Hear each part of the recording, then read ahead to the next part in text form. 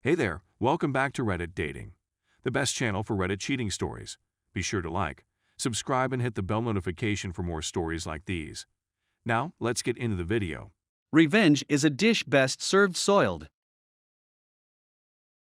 This is the story about how I found out my girlfriend of over 3 years was cheating on me, and how I went about getting my revenge. This happened over a year ago, so it's been good to get it all down. Been thinking about it for a while. Certainly feels cathartic, and I've tried to make it as entertaining as possible. Thanks in advance for reading.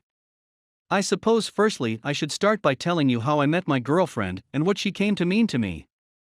I first met Sarah at a yoga class in the summer of 2016. Never in my life did I think I would see myself going to something like that. The silly spandex, the holier-than-thou attitude, the way everyone talked to each other like they were high. It's not something I ever imagined myself doing, but when I hurt my back after falling from a first-floor roof at work, I decided to give it a shot on the recommendation of my back masseuse, and found a hall in my city doing beginner yoga classes. When the day to go came, and I walked through the door, I instantly stuck out like a sore thumb. Everyone was standing around talking, dressed to the nines in their best yoga gear, while I sauntered in wearing bog-standard shorts and t-shirt, looking like someone from a cowboy flick walking onto a sci-fi movie set. I immediately wanted to about turn and leave, of course, but the woman doing the class seen the look of pure terror in my eyes and came up to me and said hello. I told her why I was there, and that I didn't feel very comfortable, but she insisted that I should give it a try, as she thought it would help my back problems, and if not, well, no harm no foul. I felt better at that point, and though it might as well try and get my money's worth, even if I do end up looking like a diseased pretzel. It was then that I looked across the room and seen the same look of terror that I had no doubt been portraying. That was Sarah. She had not long found out she had scoliosis, after years of been misdiagnosed, and told that it was all in her head among other things. She was there with her mother, who was with her for emotional support and to see how she got on. After seeing her, I instinctively gravitated towards her in the same way that a drowning person gravitates towards a life ring thrown at them. After the yoga instructor had a chat with her, she shouted me over and said that it was Sarah's first time too, so maybe we should sit next to one another and give each other a bit of support. I said that was cool with me, and she also smiled and nodded, so I walked over. We hit it off right away. My emotions went from a bit of to serious amusement as we both attempted to fit in with the rest of the class. After the class was over, we were still talking away, and I felt a genuine connection and butterflies in my stomach, and as we said goodbye we caught each other's gaze, and she smiled at me with a purity that for the first time in my life made me feel weak at the knees. I wouldn't have went back in a million years had I not met her, but I decided to go the next week, and when I walked in the door, I got those butterflies in my stomach again and was hoping to see her face, but she wasn't there. As I was sitting there, I felt this feeling of pure dread and was sat thinking, what the am I even doing here? I felt this sadness that was hard to describe. It kinda reminded me of when I went to this holiday caravan park when I was about 12 with my gran and cousins, and there was this big center with pool tables and amusements and all that stuff. I remember seeing this girl there every night for a week, and I instantly fell in love with her. Didn't say a word to her right enough, but psyched myself up so that I was gonna try speak to her on the last night at the disco, but when we went down she wasn't there. I'll never forget that feeling of sadness as we went home. That girl had walked out my life, and she probably didn't even know she walked into it. I felt the same aching sadness when I didn't see Sarah. I knew nothing about her, had no way of contacting her, and felt this surreal sadness that was hard to quantify. About 4 months later, I was working on a roof repairing a truss damaged in a storm when we decided to stop for a break. As we made our way back to the van, the house owner came out and asked us if we wanted cups of coffee. We accepted, and she came out with coffee and biscuits. As soon as I seen this woman, I just knew her face from somewhere, but couldn't for the life of me place her. It wasn't until that night, after racking my brains, that I realized it was at that yoga hall I had seen her before, and it was Sarah's mother. The next day I was back finishing the job and the same thing happened. We stopped for a break, went down towards the van, and the woman came out asking if we wanted some coffee. After we finished up, I took the cups and biscuit wrappers back, and as I was passing them over to her, I asked how her daughter was and was she still having back problems.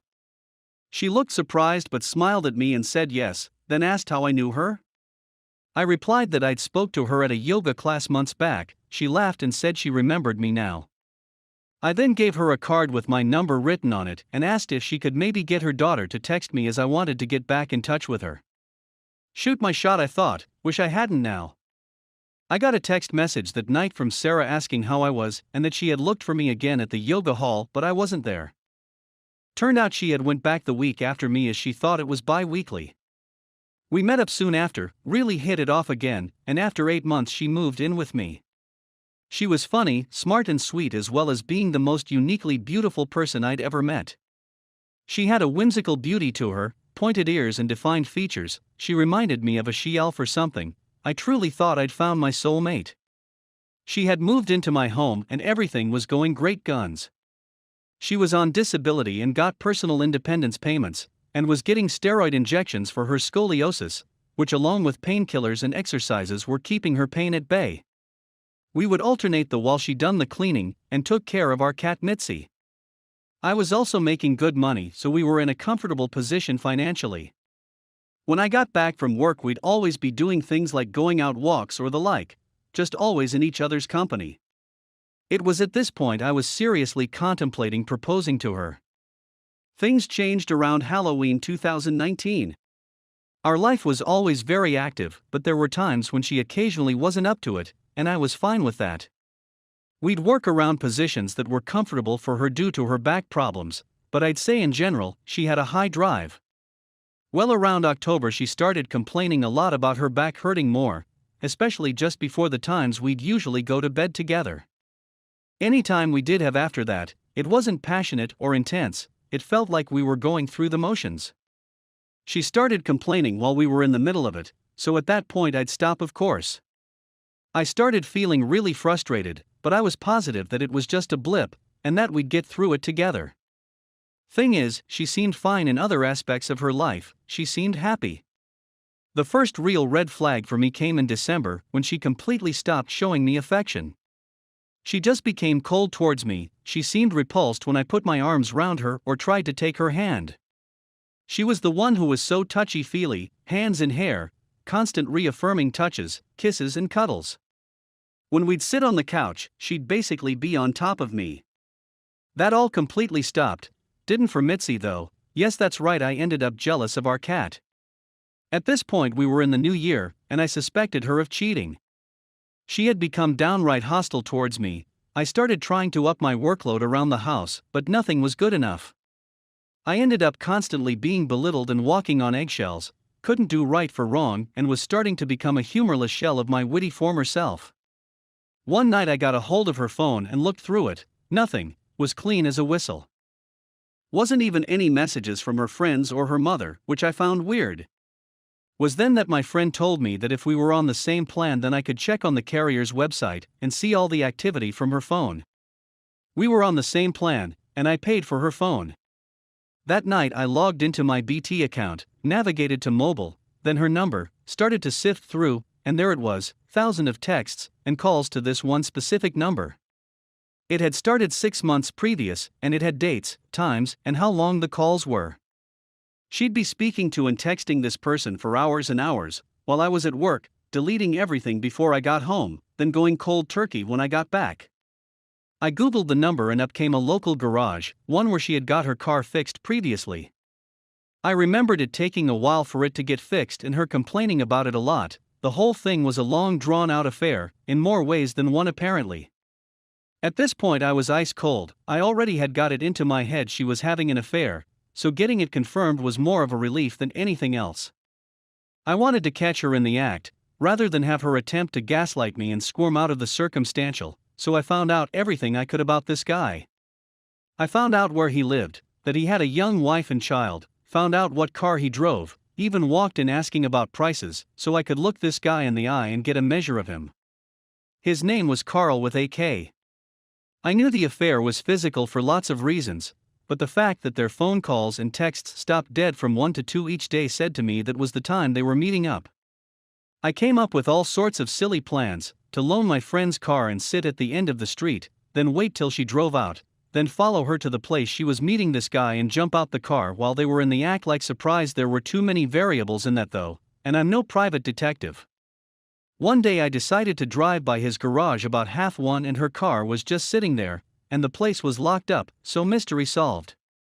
I was at this point at the end of my tether, and ready to just tell her that I knew everything and get the out my house, when she asked if it would be okay to go away to a spa place for the weekend.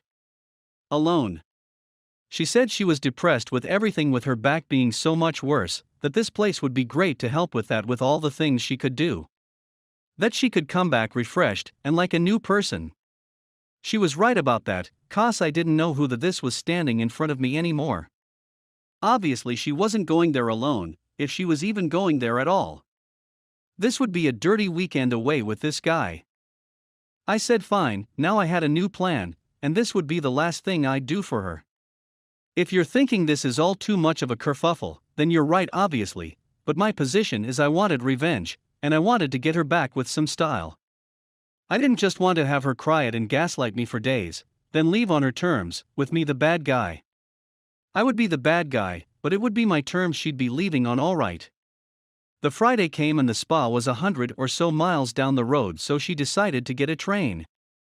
I jokingly asked her if she couldn't find something more local, umming and ohing followed till I told her I was only kidding. I got off work a couple of hours early and took her into the train station. Despite her protests, she would get a taxi, as I wanted to see her off. We drive in, and as I'm looking for a place to park, you wouldn't guess whose car I spot? That's right, Carl with a K. I think I'm gonna have some fun and make her squirm, so I park up directly next to him. They're right next to each other door to door, and she immediately becomes uneasy, not knowing where to look. I'm pretending to look for something, trying to draw out the moment, and the atmosphere is razor sharp at that point. What happened next genuinely caused me to do something out with my plan. She started to silently giggle. You know when you go to church or someone dies, or you go to church 'cause someone dies and something funny pops into your head? And it becomes torture, desperately trying to think of something else and stop yourself from laughing maniacally? While she's desperately trying not to laugh, I'm pretending not to notice. She's tapping her hand on her trouser leg, and from the corner of my eye I can see him, with his head on the steering wheel. She actually lets out a laugh, then quickly disguises it as a cough and starts clearing her throat.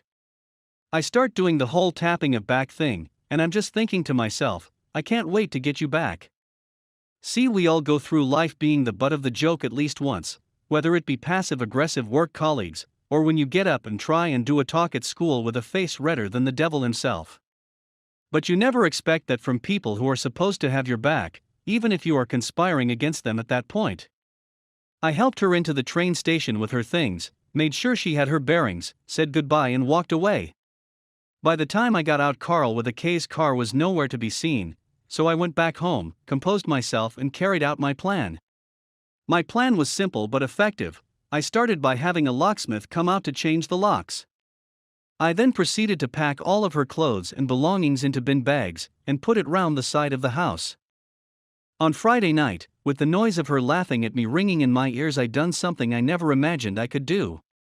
I took Mitzi's litter tray, walked round the side of the house with it, opened the bin bag with Sarah's belongings in it, and threw it in, gave the bag a good shake, then tied it up again. The way I seen it at the time was that it's cause and effect in action. She caused me to effectively put Kat in with her things. If you're thinking I'm and then you're probably right. I'll never win any awards for being nicest neighbor on the block. If I don't like you within 5 minutes of meeting you, I probably never will, and the only time I'd ever take out your trash is if you are the trash. If you do break through those barriers, though I think I am a loyal, caring person, I didn't do anything to deserve being cheated on, except maybe putting cat litter in with her things, but that was after the fact. I spent the Saturday in a mire of depression, answering her texts with the only energy I could muster, which wasn't a lot. I complained of a severe headache from a hangover I never had, and the texts dwindled. The reality of what was transpiring hit home, and for the first time since before New Year I took stock of my life, sitting in my swivel armchair with Mitzi in tow like a Bond villain. Sunday came and I was ready to execute the final part of my plan. Firstly, I drove to Carl with a K's house and put a letter through his door. It was addressed to his wife and basically said in block capitals, "Important Carl with a K's wife's name, open immediately." Inside it was a letter outlining how her husband was having an affair with my girlfriend, copies of her phone calls and text log, as well as other information like that they were away together this weekend. I put it through the door, rang the doorbell and walked away. Got in my car and drove for a minute, then parked up again, then I phoned Sarah. I genuinely can't remember a lot of what I said to her, but it was something along the lines of me asking how everything was going. She started to gush about how much she enjoyed herself, that she feels like a new woman, and that she could maybe see herself doing it 2 or 3 times a year, to blow off the cobwebs, certainly to blow something. At this point I blurt out, "How's Carl?" Her yapping stops dead, silence fills the air until she finally says, "Who's Carl?" I reply, "Carl, with a K." I then proceeded to tell her that I knew everything, that I'd changed the locks, and all her stuff was round the side of the house. Instead of being apologetic, she goes on a thunderous diatribe, blaming me for everything, basically stabbing me in the back while complaining that my backbone was blunting her blade. At the end I told her how her stuff smelled of Mitzi's and hung up. I blocked her number and didn't see hide nor hair of her until the Wednesday. When I came back from work, she was sitting on the doorstep, all the bags had been moved. I ignored her, walked round the back, let myself in the back door, and locked it behind me. Haven't spoken to her since, although she's made her attempts, including a letter. In regards to Carl with a K, I don't know what happened between him and his wife. I do know that he said it wasn't personal to a friend of mine. That made me angry, like, is that supposed to make it better? Someone saying something isn't personal just means it isn't personal to them, it was to me. If someone smashes through your front room in a 4x4 obliterating everyone you've ever loved, is it easier to get over if they didn't personally mean it? Is it easier to pick up the pieces and put them back together again? No. I heard that COVID hasn't been kind to his business though, but you won't catch me shedding no tears for that, unless it's tears of laughter, that is.